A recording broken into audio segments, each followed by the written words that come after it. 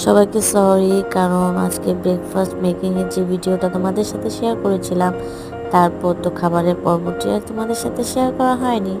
কারণ আমি খুব ব্যস্ত ছিলাম, মেয়েকে নিয়ে একটু বাইরে গিয়েছিলাম। বাসায় ফিরতে ফিরতে অনেক লেট হয়ে গিয়েছে। তো বাসায় ফিরে মেয়েকে ফ্রেশ করিয়ে ডিনার করিয়েছি।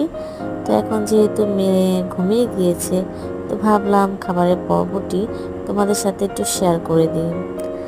তো এই তো দেখো, তোমরা সবাই, আমার ছোট্ট সোনা আমার মেয়ে তার দাদাকে খাবার খাইয়ে দিচ্ছে এবং তার দাদা তাকে খাবার খাইয়ে দিচ্ছে। আমার মেয়ে খুব এনজয় করছে এবং নেচে নেচে খাবার খাচ্ছে এবং খাইয়ে দিচ্ছে। সে খুব আনন্দ পাচ্ছে।